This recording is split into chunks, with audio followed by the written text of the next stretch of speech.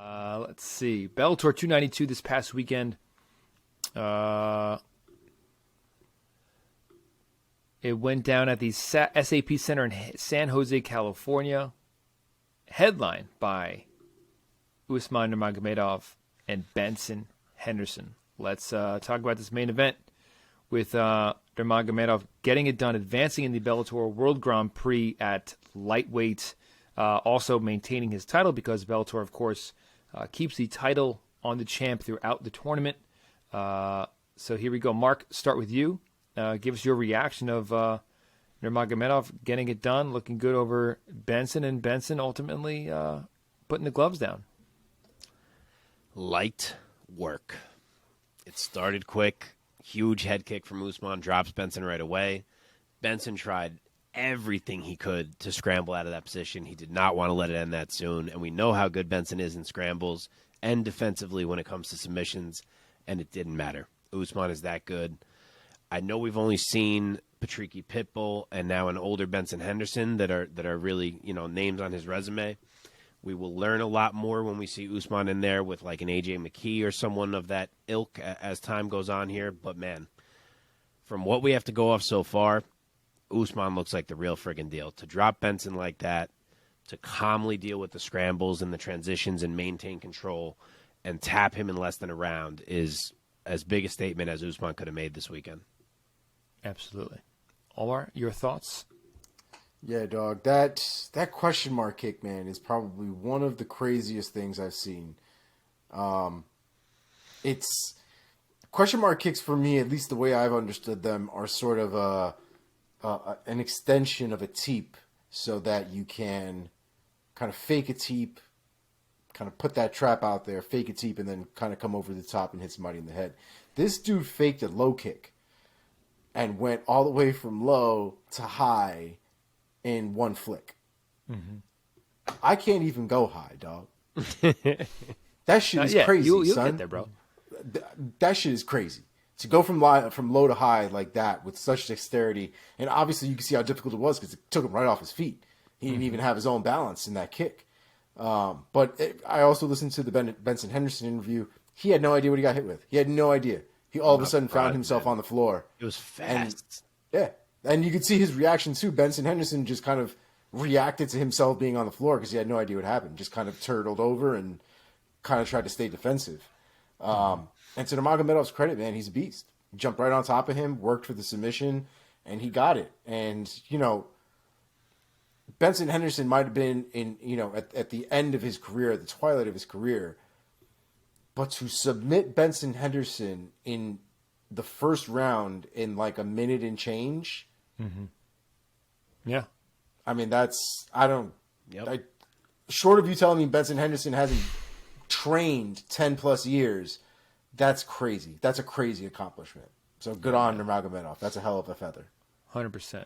Yep. 100%. Absolutely. Let's discuss the career of Benson Henderson. And Mark, what do you make of this man's trajectory? Yeah, I don't know why. I didn't come prepared with a kind of retirement notes on him like I have with some of the recent guys like Shogun and Fedor. I mean, he's not quite their level, but the dude is a former champ, a WEC champ and a UFC champ. Was trying to be the Bellator champ, had some chances. It would have been cool for him, I'm sure, to have all three titles on his mantle. Unfortunately, it never materialized. But, if Benson was a bit before your time as a UFC fan, the dude was a stud. I mean, he has wins over Jamie Varner, Cowboy Cerrone twice, Jim Miller, Clay Guida. And this is when all these names were in their primes. Again, if you're a newer fan, you know these as kind of older guys now. These were top-of-the-heap guys. Frankie Edgar twice in title fights. Nate Diaz, Gilbert Melendez, Josh Thompson, Jorge Masvidal. The list goes on. Now, were some of these debatable split decisions that I myself at the time was pretty pissed about going Benson's way? Yes. But long story short, he's been in there with a whole bunch of killers. He has always been a guy who's so hard to hurt, so hard to finish, so hard to figure out.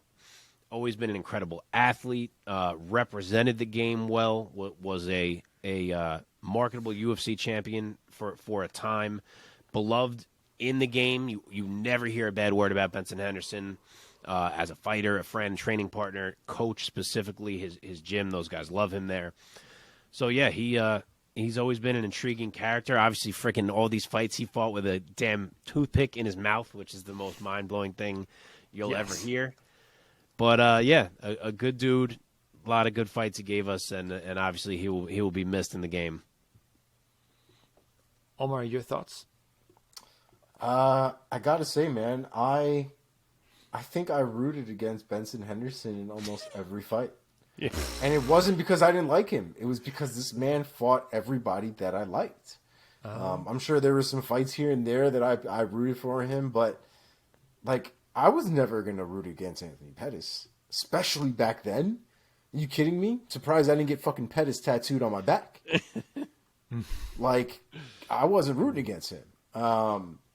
And against Frankie Edgar, another one. I have a Team Edgar UFC Ultimate Fighter jersey. I ain't going against Frankie Edgar, especially back then. It was and he beat him. Same boat for me, man. Benson was the enemy.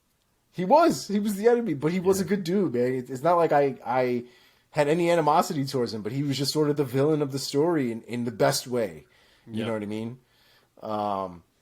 But he had great technique, man. He was never for me the best guy as far as the complete fighter was concerned. But that man was always down to scrap. That man fought guys that were significantly bigger than him at one point in his career. Oh yeah, and he beat some of them. Dude, he fought Korshkov when he came to Bellator, which was just fucking silly. Yeah. I mean, Benson Henderson's a beast, man. Like Mark said, there are the legends with the resumes of the wins and all this stuff, like the John Joneses and stuff that I don't think he'll be at that level. But Benson Henderson, to me, is a legend for sure. I mean, he definitely put the WEC on notice, or people on notice of the WEC, I should say, and won a UFC belt handily. And defended it multiple times. Yeah. And then my man's Anthony Pettis, Yeah. Put a stop to that. With an armbar, the armbar that shut the world. There was a pin drop armbar right there. No one knew what even happened. But I digress. That's so true. I digress. Yeah, then Benson gave him props for how high level it was. It was great, I remember man. that. That was a nice little rivalry, a fun rivalry. Yeah, man. Props to Benson, dude. He's gonna go down as one of the greats. I mean, he's a class act, stand-up guy. Clearly the nicest guy in the world.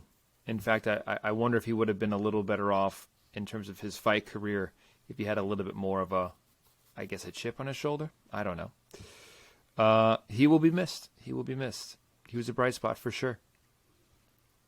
Possible next opponents for Nurmagomedov, we probably know. I mean, it's only one of two guys, so. He is awaiting the winner of Mansar Barnoui and Brent Primus happening in May. So whoever comes out of that one is who Usman will be getting next. Okay. Let's Who's the dark horse of this tournament here? Because I feel like now it's got to be Brent Primus. Dark horse as in that people actually think can win? And, well, people don't think that they could win, but could potentially win. Because, I don't think Primus can win, so that doesn't really fit the definition of dark horse. Primus is probably the lowest level guy remaining at this point. Savage. I would say maybe the dark horse is Barnoui. Wait, what do you think what is a dark horse to you? Someone with lower odds who you think can win. Not necessarily an And I don't underdog. really think Primus can win. So I wouldn't say he is that. But that would make him an underdog. Yeah, but if he doesn't think he could win, then he's not a dark horse. I thought Primus could win, but I see Mark what you're is more savage than I am, so. Yeah, I don't know. Maybe I'm wrong. Hey, we'll see. Hey. We'll see. I'm just hoping we get... I mean, let's talk about this next fight with Shabley. I don't want to overlook him, but I'm just hoping we get Usman and AJ out of this fucking thing. Got to. Oh, yeah.